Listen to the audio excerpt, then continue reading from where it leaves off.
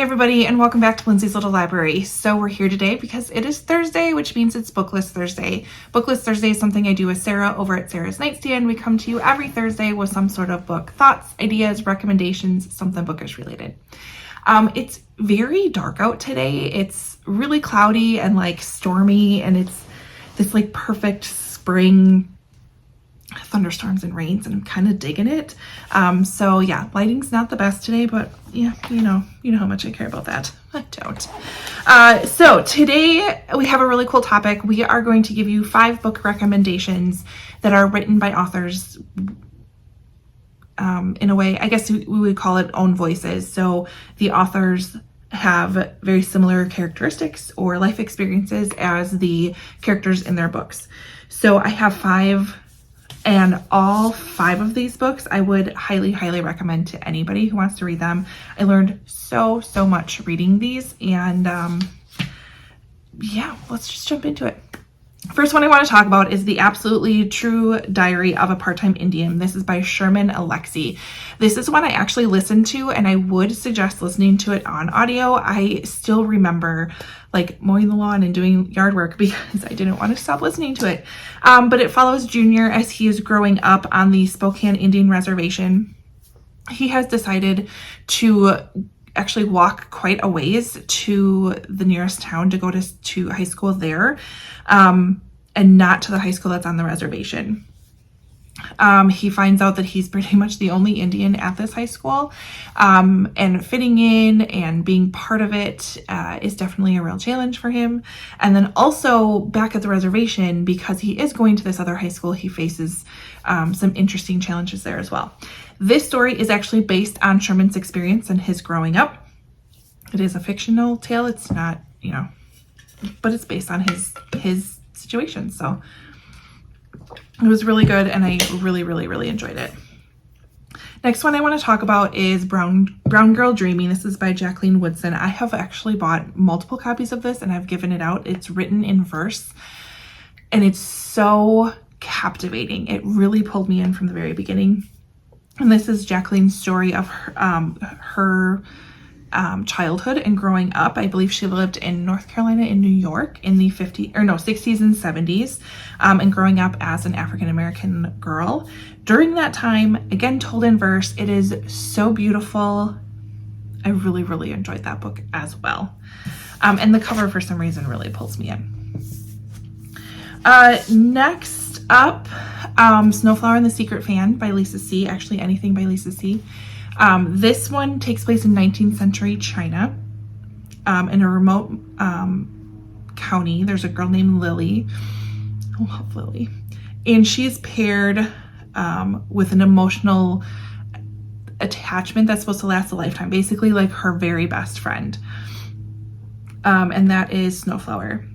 So they communicate to each other using these silk fans. They'll write messages on them, and then they'll get delivered back and forth.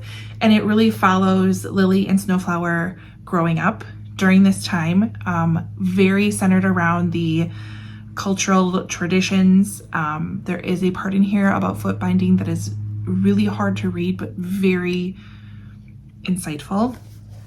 And then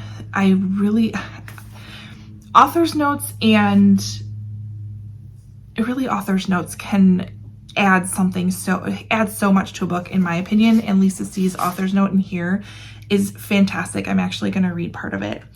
It says, I'm part Chinese and grew up spending a lot of time with my grandparents, aunts, and uncles in Los Angeles, Chinatown.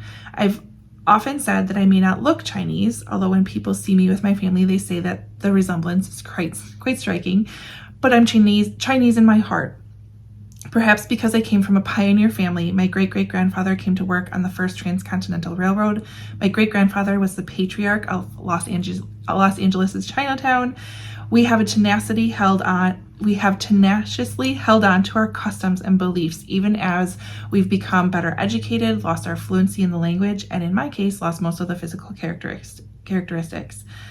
I'm only a couple of generations removed from my peasant roots. My great-great-grandmother carried people on her back from village to village to earn money to support her children.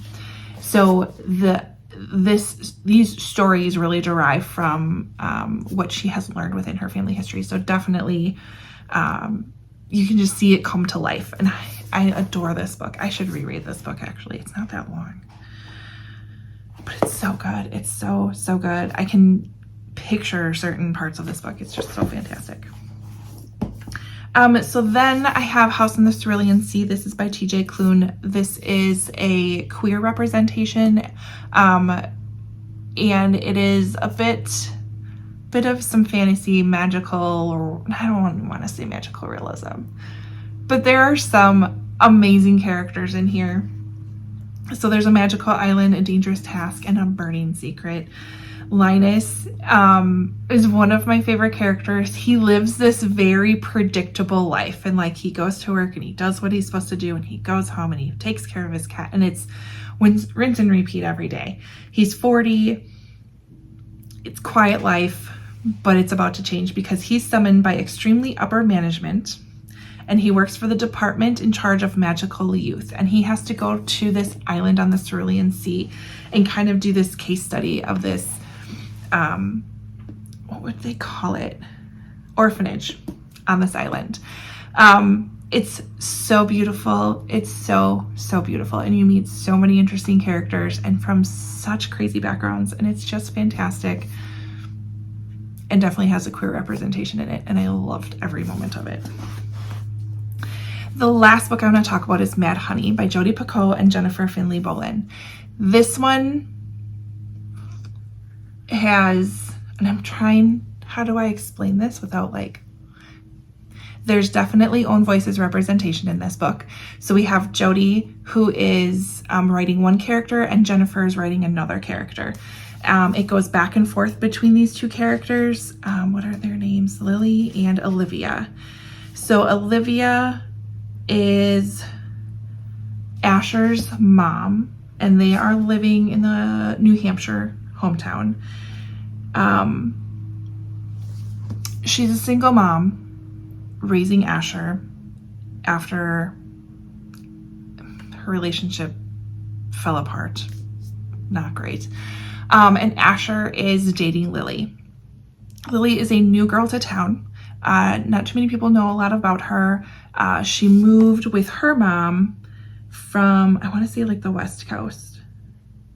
And they are just madly in love. And after a short while, the paths of Olivia and Lily cross when Asher falls, or no,